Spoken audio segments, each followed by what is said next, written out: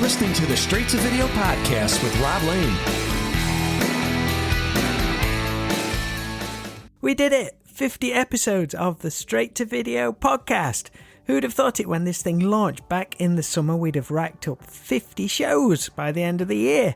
Big thank you to everyone who has shown encouragement and support, and it's been an absolute blast for me to connect with so many old friends in these chats and also meet and speak to some amazing new people along the way who I perhaps would have never met. So how are we going to celebrate what I think is a pretty great milestone for the podcast? Well, I'm chatting with a guy who I have so much love and respect for with everything he's done in music since his band blast onto the music scene in the late 1980s. I'm speaking to the brilliant Miles Hunt of The Wonder Stuff on today's episode.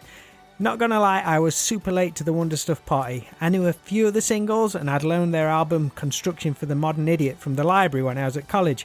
But by the time my wife Jane and I got together the following year and she properly introduced me to their music, the band had already played their farewell show headlining the Phoenix Festival in 1994. Okay, their music was probably a fairly big leap from the hard rock tunes I was listening to around that time, but I was also gravitating towards more, let's say, alternative style rock such as Soul Asylum, Counting Crows and Gin Blossoms, so I guess the Wonder Stuff fit nicely into that category, at least for my ears anyway. The late 90s certainly wasn't the end of following the band though, and particularly Miles himself, as I would get to see him perform with his new band Vent, who would later become Vent 414. I saw them play at the Reading Festival in 1995, and then I'd see endless acoustic shows which really opened me up to his music. I'd finally get to see the Wonder Stuff when they reformed in 2000, cracky. That's over 20 years ago now, for their London Forum shows, and since then they're one of my go-to bands. Their live shows are up there with the best you're likely to see, and they continually hit the mark with great new music on every release. So I first got to speak to Miles, like a lot of musicians I now know, through my old music magazine Trash Pit in the early 2000s, and it's one of those moments I look back on really fondly. Now, I doubt Miles remembers this, but he was doing a solo acoustic show Jane and I were watching at the Rescue Rooms in Nottingham, and as I would normally do back then, if I hadn't arranged to review the show with, let's say, a PR company or the band themselves, I'd try to get to speak to someone about maybe sending a copy of the review to when it's printed. Basically, I was a fan and was going to the gig, so why not review it too? So after the gig finished, I went up to the merch and I spoke to Miles' tour manager at the time, Les Johnson, who was selling merch, and basically said, "Hiya, I'm reviewing tonight's show, could I maybe grab an address to send the magazine to when it's out with the review?" Les said, "Sure, just wait over there for a second," and I figured he was just busy and wanted to shift as much merch as he could and would then sort an address for me. Long story short, and I still think this is fucking awesome, we waited till the end and he took Jane and I backstage to sit and talk to Miles for a while. This was a really big deal for both me and Jane, and particularly Jane, as the Wonder Stuff were her favourite band of all time. She does regret being a little bit drunk though at the time, but she did great, and how damn cool was that of Les to do that and Miles to be gracious enough to hang out for a while. Since then, if we've ever crossed paths, Miles has always been a great sport, and it's a total honour to have him on episode 50 of this podcast. We had a great chat all about his time growing up in the nearby village of Etwall, which is just outside Derby near me, his relationship with his uncle Bill, who was in ELO and Wizzard, how it is meeting your musical heroes, and I also enjoyed hearing all about how the band Vent 414 got together back in the 1990s when I first got to see Miles perform live. Did I also manage to get a bit of hair metal chat in there too? Well, of course I did. If you listen to this episode when it's released, then I want to wish you all a happy new year, and just to let you know that Miles is doing some great looking streamed acoustic shows early in January, which coincides with the release of his Custodian 2 album, which is out now, and all the details along with all the Wonder Stuff news you could need can be found at thewonderstuff.co.uk. Whilst you're there, I highly recommend you picking up Miles' Wonder Stuff diaries. We touch on a few of the stories in our chat, but there is so much more in these amazing books, along with great photos and band memorabilia. They're a great snapshot of everything Miles has seen through his early career. Thank you all so much for the support of the Straight to Video podcast. It's just the best to hear from you all, and hopefully I'm doing a good job with these talks. But for now though, please sit back and enjoy my chat with one of my absolute favourites, Miles Hunt.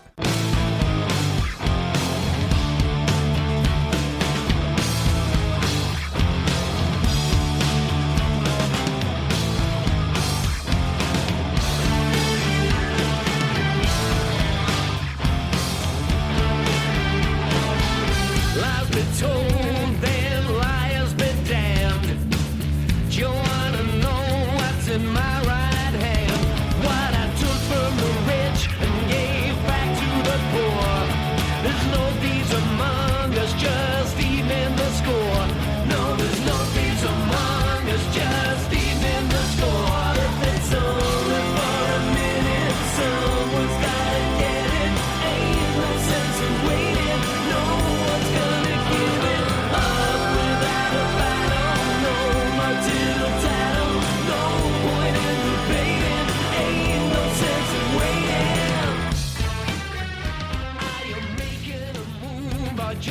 I thought probably in the last 2 or 3 years, I might do a podcast. And when I'm out walking the dog, I have all these great ideas. And then I think after about 2 years of thinking about it, I would hate to get involved in the, I don't mind seeing, obviously I can fucking record things on a computer, but using a platform and all of that type of stuff just isn't me. I would get so frustrated with that kind of stuff. And then sort of quickly occurred to me that I've got like enough ideas over a period of more than 2 years to do one episode. Right. So I thought, perhaps I'll leave this to people that aren't as grumpy as me. I do admire everyone that does it. I mean, Laura Kidd's ones have been really good. Also I struggle with who would I like to interview? Yeah. Okay, Ian Prowse. Well, I can just go to the pub with Prowsey. There you go. And I'm trying to think who do I think I could sort of start an interesting conversation with? For example, I'd go Ian Prowse or my friend Johnny Glue, who was in Republica. He's a great songwriter. I was trying to think of characters and how them and I. And then I just thought, well, why go to all the trouble of organising a podcast? Just go to the fucking pub. I love it. When we can. So you got the new Custodian 2 album out. Yeah. How is it for you these days when you put out a new album? Not necessarily in the current situation, but everything's almost so opposite now to how things used to be and the way people consume music. But you still seem to take great pride, particularly with the physical media as well. I mean, this new one with the double album looks amazing with the slipcase and... Yeah, I do love all that kind of stuff. The teenager in me really liked presentation of records. No, didn't have to go over the top. I wasn't really a picture disc buyer, and I certainly wasn't into second week releases, which I've documented well over the years. And we didn't allow Polydor to do it to us too often. I was kind of against, you're just selling the same record to the same person twice, So I wasn't into bootlegs or collectibles. But for instance, Never Mind the Bollocks is, to me, it's the greatest rock and roll album ever made, but it's also the greatest rock and roll album sleeve ever made. And stuff like Tom Robinson Band's Power in the Darkness, where you got, the sleeve, D in a sleeve, and a stencil to make, T-shirts out of and stuff like that. So, yeah, packaging, I suppose. Not specials, but just, make the thing available to everybody and make it look good. I've always enjoyed that. And then, of course, I'm really, really lucky that in the last 10 years, I've met my friend Phil Birchall, who's a designer and got his own media marketing company, Grin Creative. And he loves a project. So whenever I tell him whatever we're doing next, all right, leave it with me. And, within days, he's emailed me something, really beautiful proofs. Yeah. They all look like they're finished and they're 3D, and he's yet to send me anything I don't like. So, yeah, I'm really, really lucky to have Phil in our life. That's great. So is it something that's shared by, let's say, the big picture by both you, your management, and the label? Yeah, a long time ago. So the label used to be IRL, and that was started by David James, who was the senior partner of the management team that I hooked up with in 97. Right. And I've been with them ever since. Yeah, Dave would always talk about things. When we saw things like the option of doing digipacks when it was just CDs as opposed to the jewel cases, Dave was very much into that and saw the importance of it, just making something feel a little bit more special. And now the label has IRL closed, but then I don't want to call him the junior partner, but I suppose I have to now. I've called Dave the senior partner. Dave's actually semi-retired now. And so Tom Haxall, who was at the management company all those years ago, he's now the boss of it and the boss of the label. And now it's called Good Deeds Music. And Tom loves all that shit as well, He's still an avid record buyer, and it's particularly when people do box sets and collectibles, Tom loves all that. You've obviously kept so productive during everything that's happened this year, and kind of on a positive slant, it's been kind of cool to see how some bands and musicians such as yourself and the lottery winners as well, who've kind of smashed it doing all this, have adapted and done things which have never, perhaps would have never happened. I think you're right. Before. People are like, oh shit, I need to diversify and figure something out. Definitely, I put up that one post. I generally try to keep my nose out of everybody's business on social media these days. I share things that I like, and I've given up any sort of political or socio-political. Yeah, someone's gonna bite. Yeah, exactly. I just don't care anymore. Oh, well, I do, but I save it for the pub with my friends.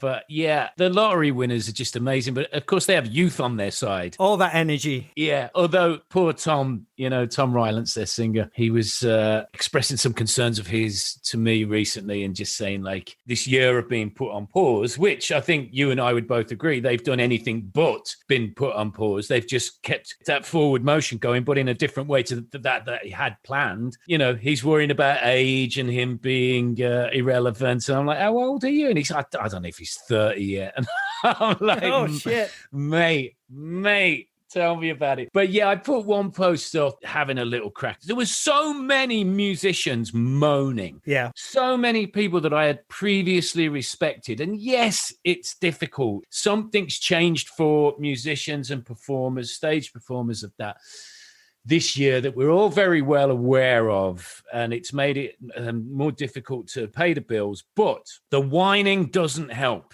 And the whining coming from areas where, you know, I thought better of certain people than just to keep the whining and joining in, oh, God, and then joining in conspiracy theories, you know. And I'm just like, hang on, we're creative people. Get creative. You know, it's not going to be like this forever. It's an unusual year, and there are people going through far more difficult things because of the pandemic than a few musicians not being able to shake their tushes on stage, for Christ's sakes. Just put that on hold for a year, get creative, do something else, and then we'll resume former duties when we can, when it's safe and proper, you know. How's your brother Russ been doing with his record shop? Well, he's also got quite a strong mailing, you know, side of the business. Yeah. So, which has meant, and I think, you know, the business holders are at the market where his shop is located. The market have allowed the business owners to go in. So Russ has, you know, taken orders for things online. But of course, the stock is at the shop and in the storeroom at the market. And I think they've been allowing him to, well, they must have been, yeah, because he hasn't got all that stock at home. So I think he's done okay in terms of his online business, yeah. Awesome. Nice one.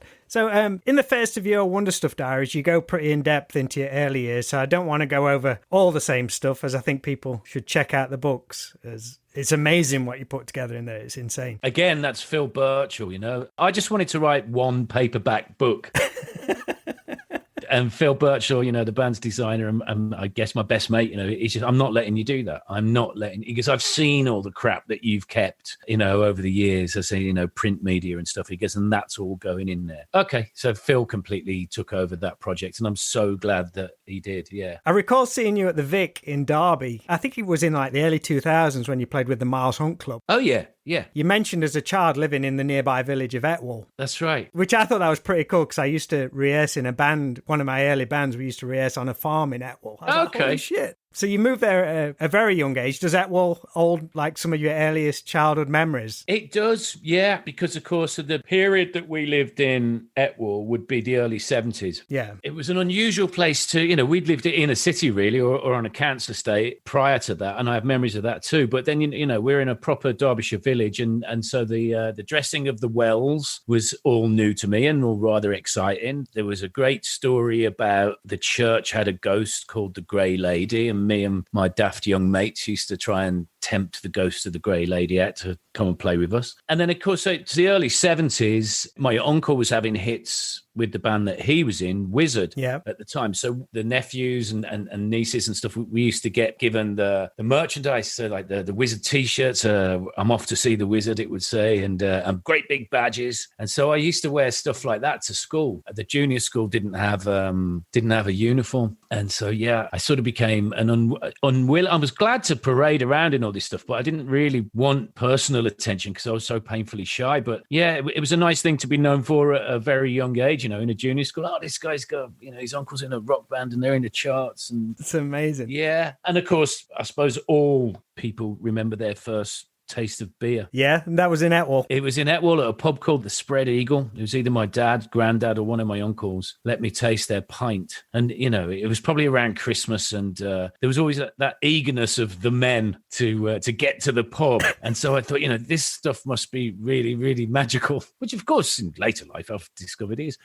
But yeah, that first taste of beer, and sometimes still, you know, even now in my 50s, I can have that first sip of a pint. And straight away, I'm a little kid tasting this. When I was a little kid, I thought it was absolutely revolting. Yeah. But yeah, an odd feeling comes back of like, why am I drinking this? Yeah. So yeah, plenty of memories. And I also was a little bit of a tearaway. And we had we had a swimming pool at our junior school. Right. That was quite new, and it was a cheap affair. It had a corrugated plastic covering over it. So you were essentially indoors, and it had only been built reasonably recently to when I got there. So there was still lots and lots of house bricks, and I chucked a house brick larking about with one of my mates, and it smashed into the corrugated plastic and stuck a great big crack in it, which I'm not proud of. The stomach sank. Yeah. Oh my God. Yeah.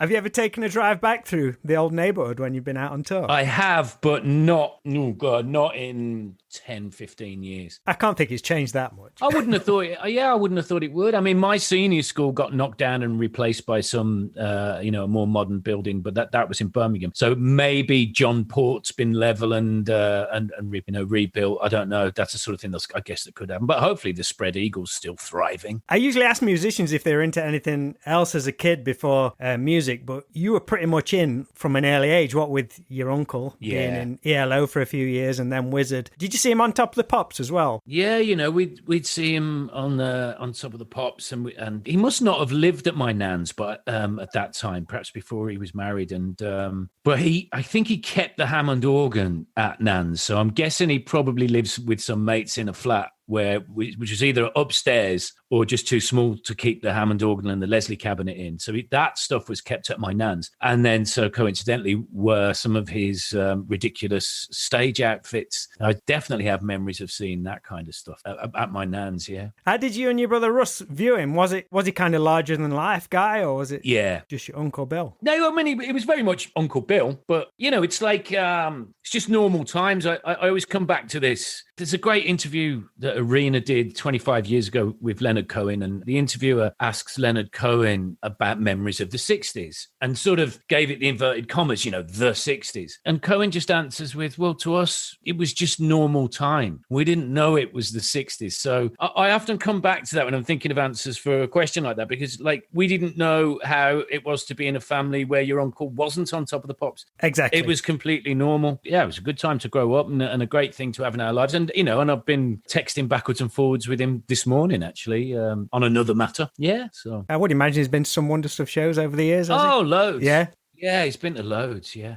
He plays on Escape from Rubbish Island. He plays keyboards on that, and then some stuff I did just under my name. There was definitely an EP I did called 5 Songs. Oh, that's great. How Many Saints and songs like that. Yeah, that's Bill playing on those. So we've actually released a couple of records together, yeah. I also love how one of your earliest kind of light bulb moments in music is seeing your uncle and the band crashed out on the floor in the 70s, the night after a gig when you came down for school. I mean, that's not your usual morning wake-up call, really. No, it's kids. Not. No, it really is. And then that is absolutely ingrained in my memory. Yeah. And when he read my book, he said, I just don't remember ever staying over at your parents' with the band. And I'm like, well, maybe it was at Nan's, but it's in my memory that this mound of hairy men were all fast asleep on the floor when I was trying to get ready to school. Like, what's this noise coming from the front room? Like snoring. It was more, what's the smell? Okay. Because of course they'd arrived quite late and they were all tanked up. So yeah, it was sort of stale stage sweat, farts and ale. What was it? You going in the kitchen saying, "There's people in the living room."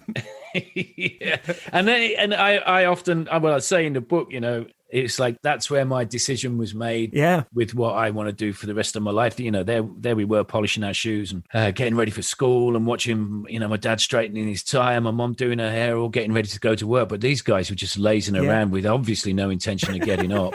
And I'm like, okay, here's that fork in the road that people talk about. Do I want to continue down this fork of getting up early and getting ready to go and do something for somebody else that I don't care about, or do I want to hang about with a bunch of my mates having had a great late night and who knows what else ahead? So yeah. I mean, that's so logical, isn't it? When you put it that way, which do you want to do? It is for somebody like me. I mean, my factory settings is just bone idle. If I didn't have to earn a living, I would quite happily not do any. I'd just sit around, read books, listen to music, watch the occasional movie, walk the dog. I only do what I do out of necessity. But your dad was a drummer as well, right? Mm-hmm. Yeah. Yeah. When he was a teenager, he was a drummer in a bunch of jazz bands in and around Birmingham. But they travelled, when mom and dad were first married, they were in France. My dad had a gig out in France with a big band. I think they were in Jersey, and that was around the time my brother came along, my older brother. So, but, they toured in a car. Yeah. Drove around Europe in a car with a drum kit and various brass instruments and a double bass on the roof. Holy shit. Just in some contorted position with all the gear all over. Yeah, and my mom and dad have been on our 15, 16 bunk tour buses. You go, Jesus Christ, kid, you don't know how easy you got it. So do you think, like you say, seeing your uncle's band on the floor that morning and your dad being a drummer, so you've had people in the family as part of the music industry, did you think that perhaps gave you more of a vision that this was something you could actually do as a career? Yeah. When seeing a careers advisor and saying you wanted to play in a band, their response was, no, you need to get a real job. But you could be like, hang on. That's exactly what she said, yeah. Hang on, my uncle does this for a job. Yeah. It can be done. Yeah. Actually, my careers advisor said, well, that's all very well, and you're correct. She said, but you're going to need something to fall back on. She said, even Brian Ferry has got, that was their go-to. Yeah, it was. It's got qualifications in X subject. And I said, well, I'm not going to fall back. I don't need a fall back because I ain't going to fall back. And so far, touch wood, I haven't, It's just, I'm very, it looked possible because of what my Uncle Bill had done and his mates and what my dad had done previously. So it looked possible. And, it was the glam rock period, which was my early period buying records, and then take that into punk rock and new wave. It was an obsession. Yeah. Absolute obsession. I completely blew any chance of a sort of formal education because my education was, I needed to know who produced Give 'Em Enough Rope by The Clash. I didn't care who'd written Richard III. Yeah, you was in on all aspects of the music, not just like, I love this song. It was every kind of little element. Yeah, I had to know all of that. So, yeah, it was, I didn't have a choice, this is what I'd got to do. Did your dad encourage your drumming? Yeah, he taught me. Yeah, he did. He tried. No one can teach me anything. I'm such a fucking know-it-all. He taught me how to hold the sticks properly, showed me, all the sort of rudimentary exercises, bought me a drum kit, and he bought me practice pads, and he bought me Gene Krupa's drum tuition book, which was a favourite of his. On sort of Saturday afternoons, that we did an hour's lesson for a few weeks, and then he's just like, all right, you're not listening. You don't practice what I'm trying to show you. And so he's like, carry on. And then I was a drummer from, I think till I was 20. Yeah. Who were some of your drum heroes? Peter De Freitas from Echo and the Bunnymen was my absolute go-to guy because I could happily, in fact, I wish the Bunnymen would just do a mix of just the drums of those albums that Peter played on and just let me listen to the drum track. Yeah. Because, he was playing in his own song. Really, really inventive drummer. Stephen Morrison, particularly on Closer, the second Joy Division album, I thought Stephen Morris was fantastic. Again, not as a technically wonderful drummer, but as an imaginative drummer. The drum beat to Atrocity Exhibition that opens Closer, to me, again, mute the rest of the band. I'm just happy listening to the drums. It's so wonderfully inventive. So those were my guys. Those two specifically were my guys. And then I go through life identifying the things that I don't like rather than trying to keep an inventory of things I do like. I don't know why my brain is wired that way. I have a very, very strong memory of being about 16 and my dad taking me to an audition as it was at Wolverhampton University, or probably Polytechnic it would have been, on a Sunday afternoon. And it was the very first time I met Malk Treese, who, of course, I've been in the Wonder Stuff with all these years. And so I was auditioning for Malk Treese's band. So we were driving probably the best part of an hour's drive. And as we were going up to the audition, I would make various tapes and had the tape on in my dad's car. And there'd been a bit of Bauhaus, a bit of Psychedelic Furs, bit of Bunnymen, bit of Joy Division. He'd make little comments, things like, this is cool, is this, that's interesting. And then I remember, I'm going to say it's going to be a track from the second U2 album, War? I think it is, isn't it? It starts with Boy, doesn't it? And then I think, let's just say for argument's sake, it's War. I think it's like Two Hearts Beat as One, or one of those early U2 tracks. No, October's the second album, isn't it? So it's going to be their third album. But it's definitely a track from War. And to that point, on this tape, we listened to about 10 bands, just one track from about 10 bands. And my dad hadn't made any disparaging remarks about any of the bands until it got to U2. And he's like, who the bloody hell's this? And I said, U2, it's an Irish band. I'm still making my mind up on it. But he says, oh, I think we can make our mind up on this. I've never heard such a terrible drummer and terrible bass player. Oh, my God. And that was after he'd done the full, 11 minutes of Bela Lugosi's Dead by Bauhaus, which he didn't mind at all. But then he just identified in U2 that they're a shockingly poor rhythm section. Oh, my God. That's something that's always stayed with me and probably marred my opinion of U2. I mean, I like the odd U2 song, but yeah, I fundamentally, I agree with him. Amazing. So 1977, you sneak off with your brother's copy of God Save the Queen and drop the needle down. The reaction you had to that sound, has it ever been matched since, or is that impossible? Yeah, not the exact reaction. I mean, the precise reaction to hearing God Save the Queen by the Pistols for the first time was absolute terror. What was you expecting it to sound like, do you think? Well, I could handle rock and roll voices. I'd been listening to Noddy Holder for years by then. I could handle rock and roll and distorted guitars, but I'd never heard anything like John Lydon's voice.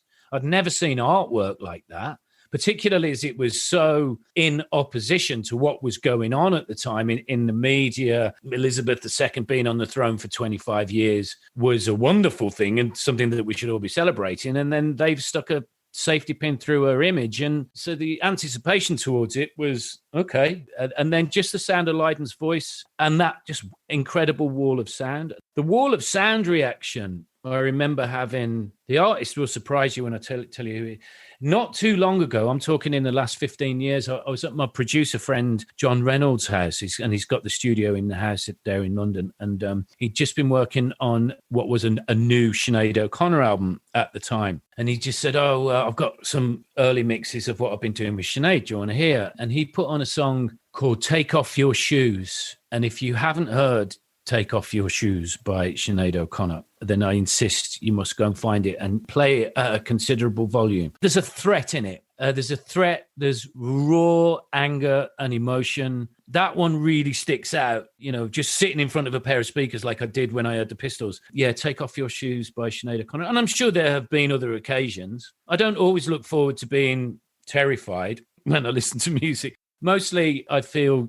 great joy when I sit in front of speakers and turn them up loud. I had a little house party to myself last weekend where I just went down a little rabbit hole of, tracks that felt like I needed a good cry. I felt like, okay. Yeah. And not a sad cry, but, just to sit there blubbing with joy. And so the track that would do that to me every time would be Don't Bang the Drum by the Waterboys. Right. And then I sort of went down a rabbit hole of, okay, what else do I know does this to me? Because this is feeling really good, letting all this emotion out. You've since met and toured with John Lydon. Over these years, how is it for you meeting your heroes, particularly someone like that who had such an impact on not just on you, but on the entire freaking world? Yes, he did. He did. He was perhaps the only person. I met him a few years back. We were both drunk. And there was a bunch of other people around. It was a sort of social thing. And he was hilarious and on form and gracious. And yeah. But when I did the tour dates with him 2.5 years ago, it was a little bit more special than that. I'd already met him. It was like I ticked a box. I would love to meet John.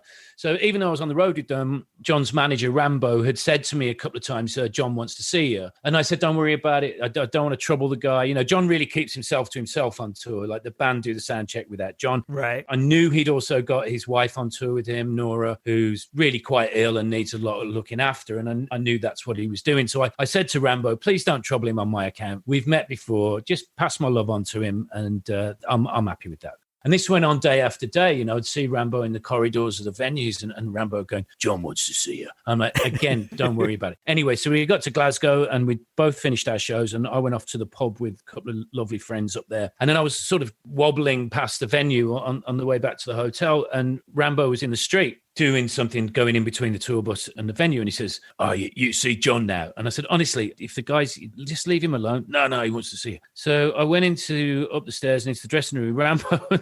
Rambo goes, John, and I can see John, he's got his back to us and he's messing around in a carrier bag or something. And Nora Lydon, his wife, is lying out on the sofa. And Rambo goes, John, I've got someone to see you. And without looking round, Lydon goes, what cunt have you brought into this room now? And I'm like, I'll leave it. I'll leave it.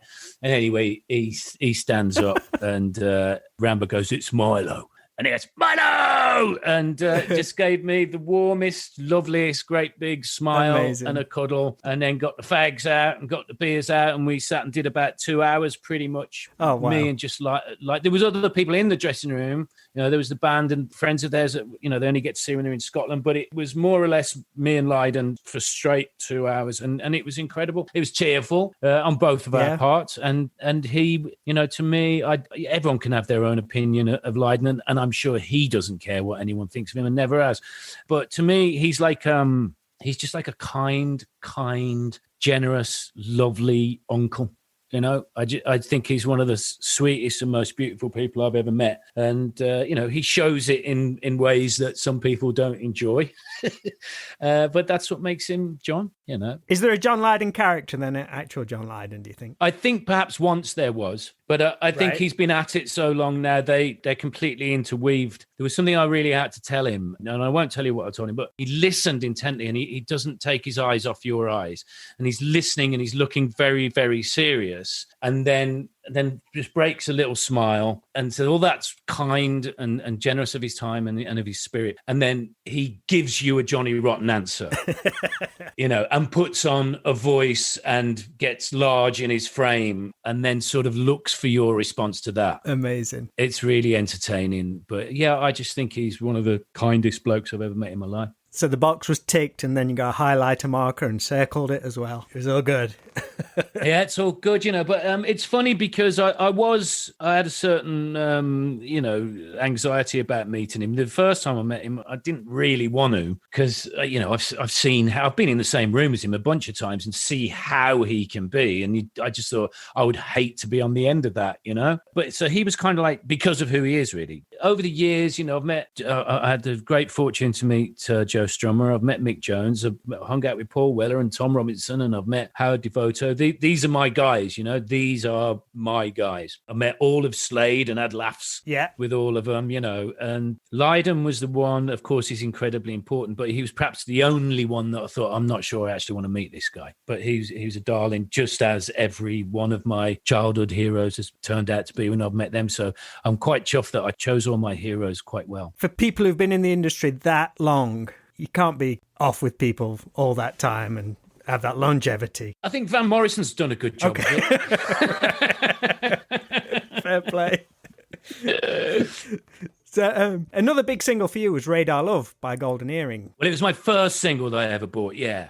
As I sit in a room surrounded by hard rock posters and stuff, our music tastes are we probably cross over every now and again, but for the most part, they're very, very different. But I wondered if you were familiar with the hard rock band White Lion and their cover of it from 1989. No, I don't know. It's a pretty faithful cover, and it comes in at over 6 minutes long. So they did the album version rather than the edited single. It's kind of a ballsy for a hard rock band in the late 80s. If you've not heard it, I'd pay good money for a Miles Hunt YouTube reaction video.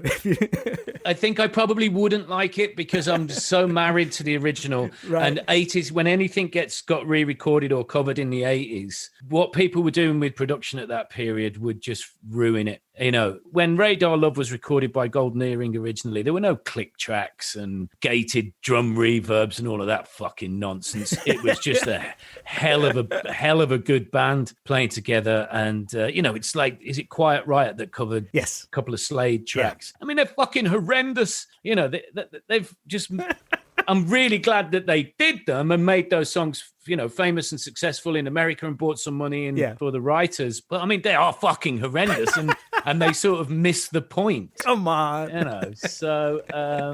I'll send you a link afterwards, then you can dive in if you've got a spare 6 minutes. Well, it's there's a track by... this would go back to the Etwall days as well. My brother and I had like a hits album, a various artists' hits album, and Standing in the Road is on there, Blackfoot Sue. Do you know that? I don't know. I don't think so. Okay, so they're Birmingham band, and it's two identical twin brothers front the band. Early 70s, talking like 72 or something. And the track's fantastic. It's not dissimilar, really, to Radar Love in so much that you can tell it's a skillful band. Mm-hmm. Anyway, I cannot find to purchase as a download or to stream, either on YouTube or anywhere else on the internet, the original version. There was a vile re-recording of Standing in the Road done in the 80s. Okay. And it's got this, horrible clicky bass drum in it. I don't know whether it's a complete re-recording or just a remix with some, as it was at the time, modern technology thrown into it, but fucking destroyed it. And I think maybe they did it for a movie or it was re-released. I think perhaps they did better in mainland Europe than they did in the UK. As far as I know, Standing in the Road was Blackfoot Sue's only hit single. But if you told somebody it was Slade as well, that had never heard it, you would think it's Noddy Holder singing. It's a great track. You should look it up. I will do. I'll do your swap. I'll send you some White Line and I'll look for that one. Was your first proper gig you went to see? That was Slade, right? It was, yeah. I love you mentioned that when you was a kid, you didn't know where to look because you didn't want to miss something cool, what one of the members were doing. I would imagine pretty much every element of that day and that gig are kind of burnt into your head. They are, yeah. Right from the moment where when the house lights drop and the faders have gone up on the desk and you can hear the hiss of electricity coming off those amps. And just every gig, that's just so awesome. Yeah, and then it's incredible really because, I agree with you. It should be every gig. I've seen some pretty lame starts to gigs, but... But you're kind of going through a succession of sensory, why have I lost that word? See, this is age. Sensory deprivation. So when the lights go down, you suddenly can't see everything around you. So then other senses are heightened. So maybe that's why I picked up on the electricity. Then there's going to be dry ice. So that's a smell. But then it's such a crazy feeling, especially when you're 10, which I was when I saw Slade, went to my first gig. And then for the bright lights and the volume, I mean, I lived under the flight path of Elmdon Airport, as it was at the time, what's now Birmingham International. So I knew what loud was when you've got, a British Airways 111 taking off over your head every 20 minutes or something. I knew what loud was, but I wasn't prepared for Slade. So it's very much about the senses. And of course, I don't think I knew a lot of the songs that they played. Okay. Slade gigs and the Sweets were the same. I didn't see them, but I have friends that used to love the Sweet. The singles that we all knew, it wasn't really a singles market. It was how they paid their bills. But when they played live, they weren't doing single after single after single like a band like us did, when we were having hit singles. They opened with tracks that I didn't know, Hear Me Calling and In With a Shot From My Gun. And so rather than it be, this is the Slade I was looking forward to, it's like, this is some extra Slade. Extra Slade, love it. This is even more than Slade. Yeah, amazing. And again, I was hooked on the live experience from that moment on. It's just I want to do this every night of my life. I want to see somebody do this kind of thing every night. It's like the first shows you go to. I know for me, it's almost otherworldly. As a kid, I never dreamed to be able to see these people in the flesh. They were always on the record covers or in magazines. And you yourself, you always do a great performance on stage. And I feel that is so important now, even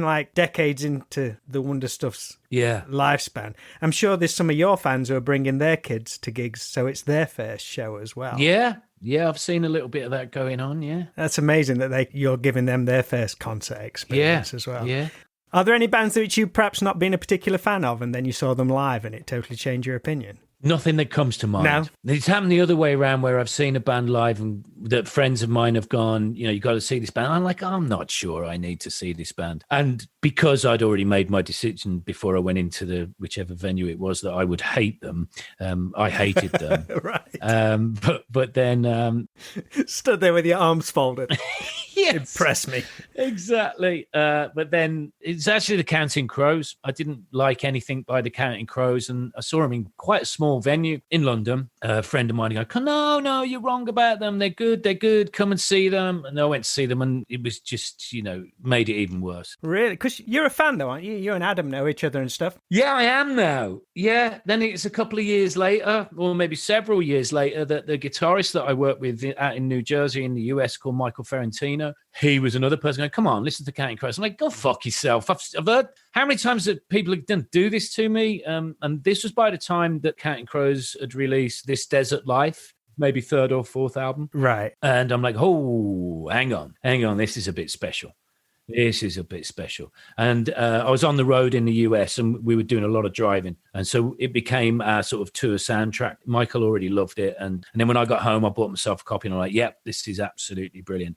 And then I had the good fortune in kind of weird circumstances, but of meeting Adam Duritz, singer of the Counting Crows, and then staying in his house for 7 days, where I felt sort of kind of embarrassed and a little bit of a charlatan that this man was so welcoming to me and let me live in his house and drive his cars and go in his wine cellar. And the year before, I thought he was awful. Did you actually tell him that? Or was you straight with him? I think I probably said something along the lines, you know what, Adam, I'm a recent convert. It took me a long while to understand what it is that you do.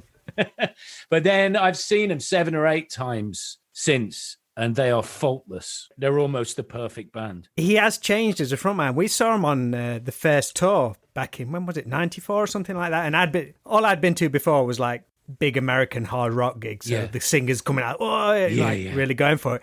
And that was the first time I'd been to a show. Adam didn't say a single word in between every song. Okay. I was like, wow, this is weird. That is a little bit different from your hard rock show, isn't it? Yeah. I'd never seen it. I loved it, but it was just so black and white to what I was used to. It was but then since now he's a lot more personable on stage and he has changed. Yeah. Maybe that was a nerves thing. I don't know. Yeah. And if it was their first time in the UK, it's funny when the first time you go to another country when you're touring, people fill your head full of so much shit. Right.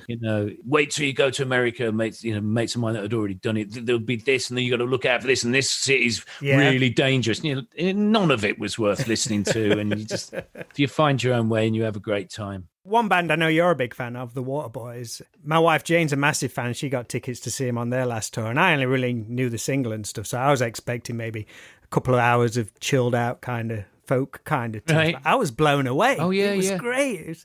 I'm probably way off the mark, but to me, it sounded like Alice Cooper singing Tom Petty songs. Okay, wow. This is great. That's interesting. That is an interesting thing to say, because when Mike Scott hits what I call my favorite range of his, he doesn't do it so much on their new releases. He's using the lower register in his voice more these days. But that register that he was using on the second and third albums is a similar register to the Alice Cooper voice, which I also love. To me, he doesn't sound like Alice Cooper, but it's it's sort of where I pitch my vocal range as well. And I watched the Alice Cooper documentary a couple of nights ago on one of the streaming services, and that was really interesting. But Waterboys are great, and I never think of them as being a folky band. Yeah, I just had this preconceived thing in my head. Well, they have done, they've put enough stuff out there that's got a Celtic feel to it. But to me, I just think of them as a rock band. And my favourite songs of theirs, only because they were the songs I heard when I was a kid. So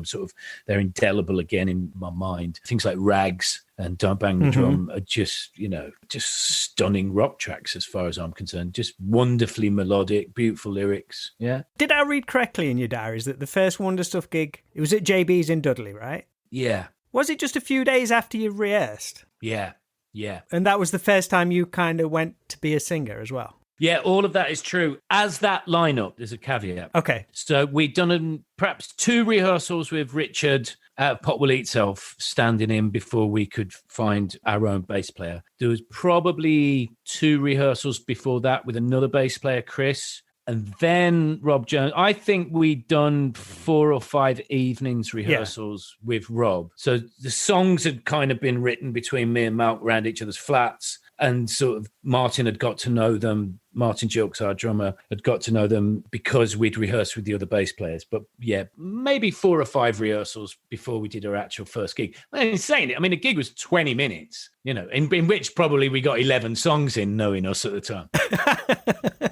Playing them so fast. But how was that for you? Because like you said earlier, you was a shy person and you'd come from playing the drums to I'm going to have a go at this singer rhythm guitarist thing. How was that? And then taking the stage as well. Was it just a matter of I need to become a character, a persona, or? No, at that point. And I don't really have any memories of that first gig other than That's probably why. Yeah, I enjoyed so it. Fast. Yeah. I was completely sober. I'd had hepatitis. So at that point, I was a year off the booze. So I would have been completely sober. But I have a very firm memory of, being the rhythm guitarist, singer, in the first Wonder Stuff rehearsal. Right. And then walking back to my flat that I shared with Clint Mansell from Potwell Itself. And I'd got his guitar. I borrowed his Vox guitar to do this thing. And then, I'd been in a band with Clint. Clint was the singer, I was the drummer. And I remember walking in the flat going, why didn't you tell me? And he's like, tell you what? And I'm like, it's brilliant fronting a band. Oh, yeah, that. Yeah, was probably Clint's response. So I do remember just being so high on, wow, it's my voice. I'm hearing my voice through the PA. I'm playing guitar, and probably the relief of not having the responsibility of a drummer. Yeah. I found drumming exhausting, and I found it high anxiety because if the drummer fucks up, the band sound like idiots. You don't want to be dealing with people turning around all the time, giving you that look. And I hated that responsibility. Yeah. So, I not much of a memory of the first gig, but definitely of the first time in rehearsals. Me being a big 80s horror fan, I love the fact that I didn't realise this, to be honest, the part of the stuff in the Wonder Stuff is taken from the 80s horror film, right? Well, yeah, only in so much as, I had a moleskin, black notebook that went everywhere with me and pretty much still does. Not the same book. I get a new one every few months. And I would just write words. So I'd written words that I liked. So stuff was in there because I'd seen a poster for the stuff. Yeah. Not that you're a 80s horror fan then. No. No. I really don't like any horror films at all. Like normal life gives me enough anxiety. I don't need to take on any make-believe stuff. You've just seen some dodgy fluorescent green poster somewhere. Yeah. With the word, gotcha. That's right, yeah. There's other occasions where on the same page I'd written Ruby and Horse, and that's from listening to Joni Mitchell, where she has a line, one of her early albums, where something along the lines of, you stood out like a ruby in a black man's ear. So I wrote Ruby, and then I think it's 2 songs later on that album, she says something about horses, and I just wrote Horse somewhere else on the page.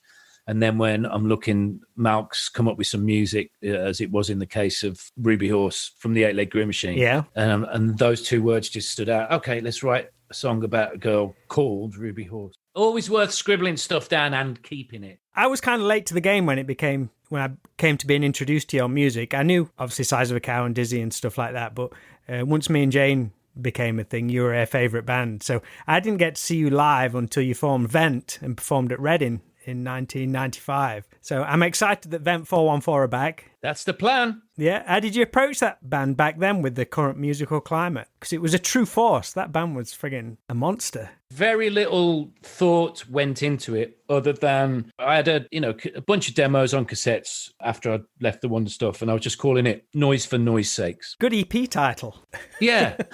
No one needs to hear these things. Some of them, a couple of tracks turned into Vent 414 songs. And actually the song Send Me Onions, which is on Hairy on the Inside, my first solo album, is from that collection. And it was the first song that I played Pete Howard because it had a drum beat to it. Then there's no rhythm section on Send Me Onions on Hairy on the Inside, but there was a version that had this great big beat. And so when I asked Pete Howard if he'd be up for, drumming with whatever this next thing I was going to do was, he says, well, I want to hear what you're doing. And the first thing I played him was Send Me Onions. And he said, okay, well, I wasn't expecting that.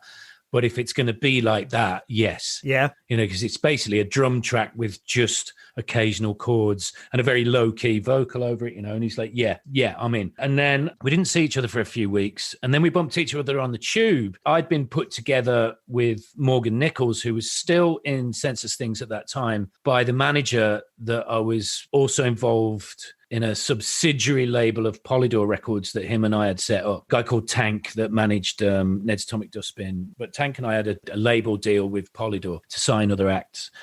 And it was Tank that said to me, why don't you start a band? I've heard Morgan Nichols is looking to jump ship from Census Things. You should get with him. And I'm like, I don't know him, And he goes, yes, well, that's why you have me as a manager. And so Tank made the introduction. And Morgan was just, as he's continued to be for the rest of his career, actually, he's just up for, I'll do anything. He does a specific thing. Nobody knows how he does it. It's so fucking crazy. And I think Morgan just says yes when people say, do you want to get involved in this? Because he loves music and he loves, stretching his muscles out and what he can do next. So I was really lucky that Morgan was up for that. Then I bumped into Pete on the tube in London, and Pete said, I've heard you've got Morgan Nichols. Word it got round. Yeah, we've been sending tapes to each other through the post. I mean, he was only over in Twickenham and I was in Camden. I would do sort of drum programming, sing and put a bit of guitar on a track and then put that in the post. And then Morgan, a few days later, would send me back in the post that same thing, but with a bass track on it. And I said, yeah, we're switching some ideas. And so it was sort of agreed that we were a band, but we didn't get inside of a rehearsal room. I'm going to say 5 or 6 months. We hung out together. I was sort of recently single. Pete was single.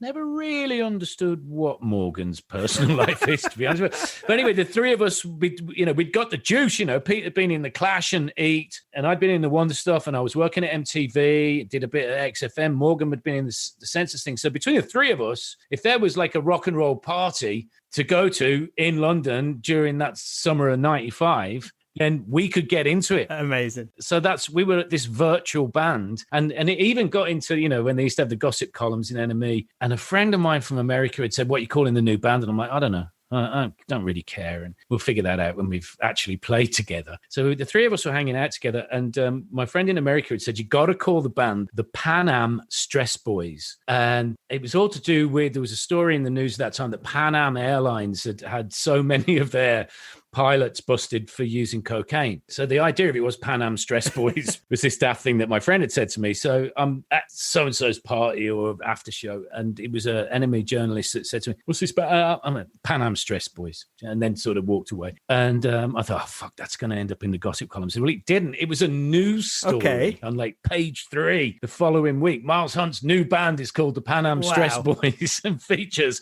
ex-Clash and Eat drummer and ex-Census Things bass player. And then we eventually got into a room, and the sound of Vent 414 is purely Pete and Morgan. It's just wonderful for me. I try and string a couple of chords together and a vague melody, and sometimes I'd played it to them, whatever I got. In the case of Fixer and Fits and Starts, that would be the case. But then other times, those two would just play, and I would just sit on the floor, scribbling lyrics into my Moleskine book and just letting them carry on and just being so fucking impressed by them. And then sort of looking where Morgan's fingers were going and then trying to find a root chord. So most of the songs were written like that, just Morgan and Pete jams, and then me trying to get in on them. And yeah, a couple of exceptions, but yeah, the really good stuff is them two. At the beginning of lockdown this year, like, okay, I need to start writing songs specifically for Vent 414. Well, it didn't take me long to remember that's kind of an impossibility. I could write a couple of songs for Vent 414, but if Pete and Morgan aren't there from the get-go of an idea, it's not a Vent 414 song. That's how it's Vent 414. So Morgan sent me a couple of tracks. One I've put on my Bandcamp page, A New Intent, and then I did, I think 2, maybe 3, sent to Morgan. But Pete's not able to record drums at home and isn't interested in programming. But then I have my other lovely friend, Luke Johnson, who's from, what's the matter with my head? I am a little bit hungover.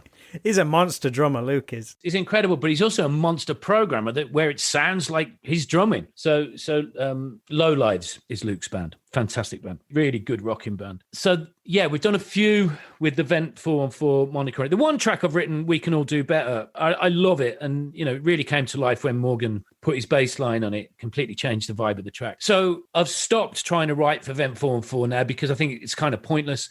I write, little bits of riffs, and I'm still scribbling bits of lyrics down, but it will take Pete Howard, Morgan Nichols and Miles Hunt to get into a room before we've got anything near a record. And that'll give it that whole different feel to it. That's going to be awesome. Apologies if it's been discussed in the past, but the show I saw at Reading, you had Billy Duffy on guitar. Did that just not work out? Yeah, it was, I think the thing that Pete and Morgan and I had talked about, because we'd been in bands where the songs were very structured in so much as when you played them live, the same arrangements were played live, or the arrangement that you'd agreed on in rehearsals. What we found when we did the first couple of Vent 414 gigs before, was Billy, maybe Billy was in right from the first show. I think he probably was. The one I saw at Reading was when it was just Vent. Yeah, that's right, because Bill was at the very first show, which was in Vic Reeves's back garden. Right. Which is absolutely true. Vic put a tent up and wanted his own festival in his own back garden in Kent. So we had, various friends playing and said, you can headline it with this new band of yours. So good. Yeah. I never knew that. That's amazing. We had, there was PA and security and a little barrier at the front. And it was so funny when we were playing, there was one guy hanging on to the little barrier and headbanging, really getting into it. And it was Ben Elton. Yeah? Yeah.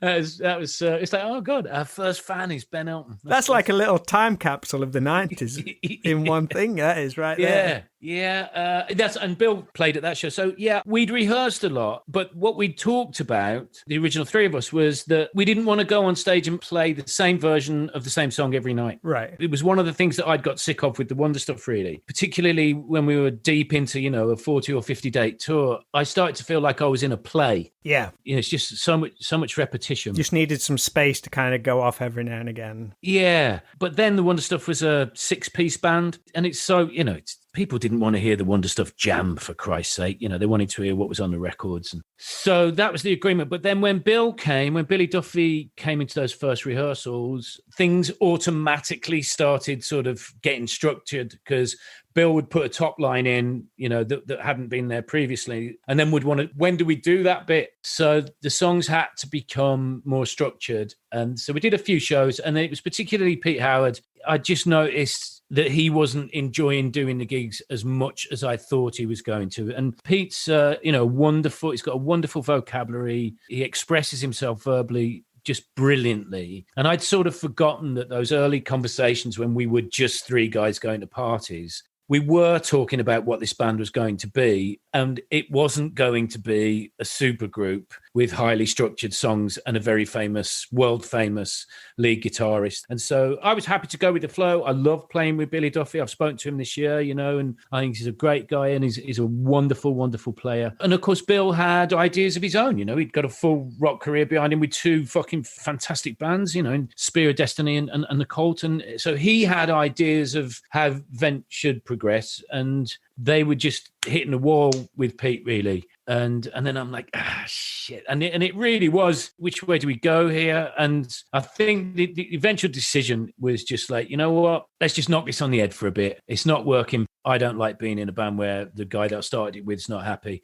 Let's just knock it on the head. Say to Bill, we're knocking it on the head, and see how we feel. And I'm saying, just the 3-piece of it was just great. It was just a force. It was just like, it was awesome.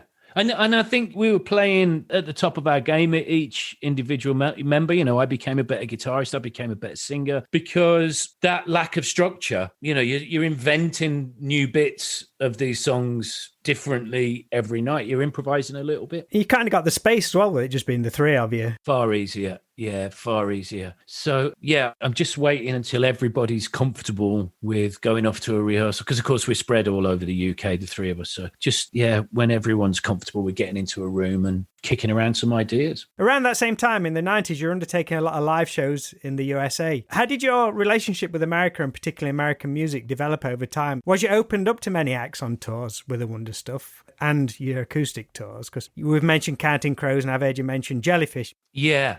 Well, Jellyfish, we already knew of. Okay. In the UK, loved them before we got out to the States. I think that's true. Don't know if that fits the timeline, but it wasn't like a discovery that we made when we were in the States. Jane's Addiction was the main discovery that we found. It was, they were still on Nothing Shocking touring that when we got out there, and I was lucky enough to go to one of their outdoor shows in LA, and that was mind blowing. Kind of like nothing you'd ever seen, I guess, at that time. Like, what is this? Yeah, it's an art piece.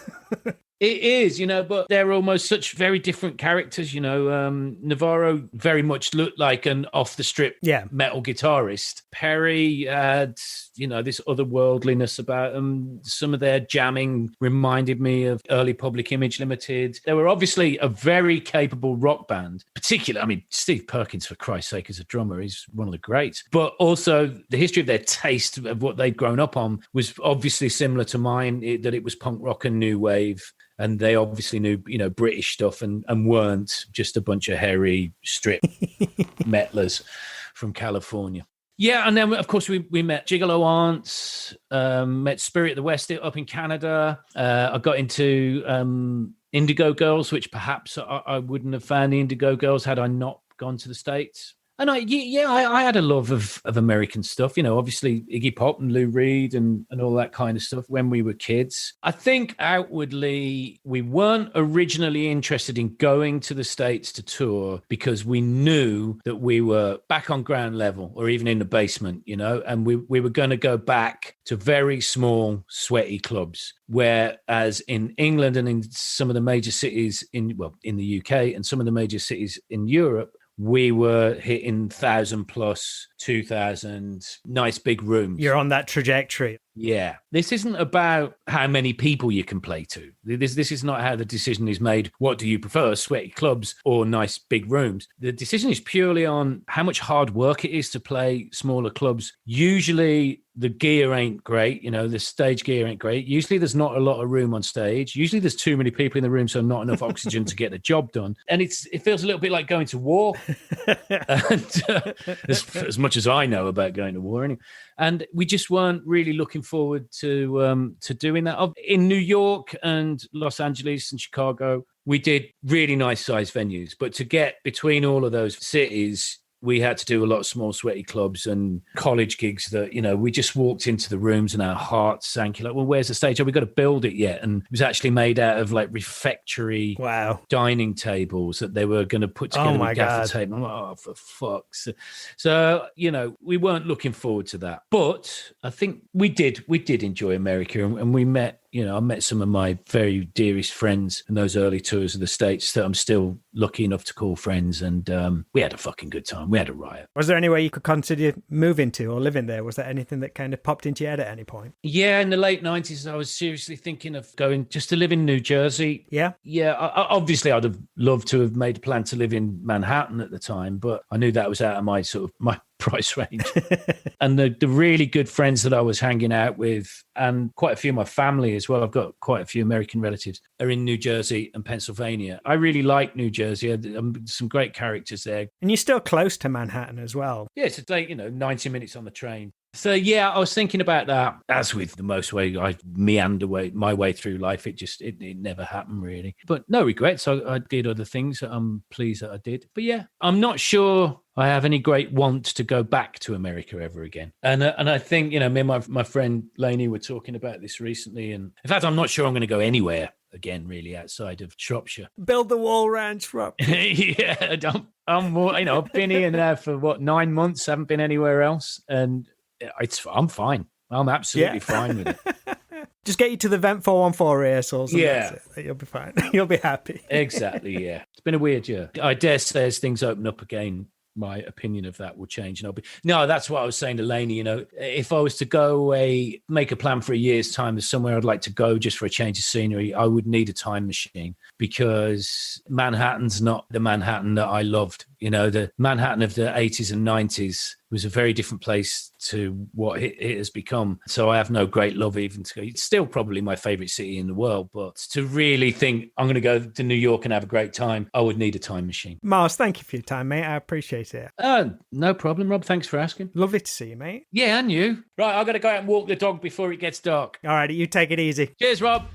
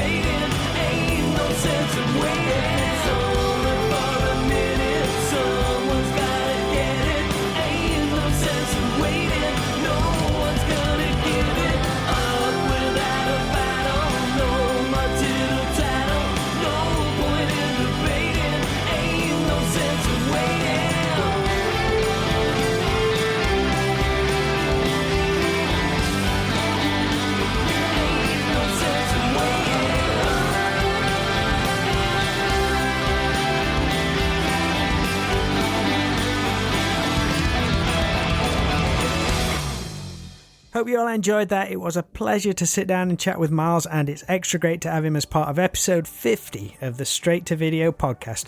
Please head on over to thewonderstuff.co.uk to find out how to get tickets for Miles's upcoming live streamed shows in January. And please share this episode if you enjoyed it so we can get as many listens as possible. Over the past couple of weeks, if you follow us on social media, I've been running a promotion with my friends over at Chroma Crystal to win a retro-filled goodie box of some of their great items. So thank you to everyone who's liked and shared the posts, along with following the Chroma Crystal guys. You can find them at chromacrystal.com, and I'm happy to announce the winner of the contest is Bradley Mabbott. So I'll be in touch soon to get your address, mate, and get this package out to you. Thank you for the great support. So that's it for episode 50 of the Straight to Video podcast. What a ride it's already been, but we're only just starting. And this year, 2021, is going to be bigger and better as we grow and grow this show together. So until next time, take it easy out there, look after yourselves, and we'll speak real soon.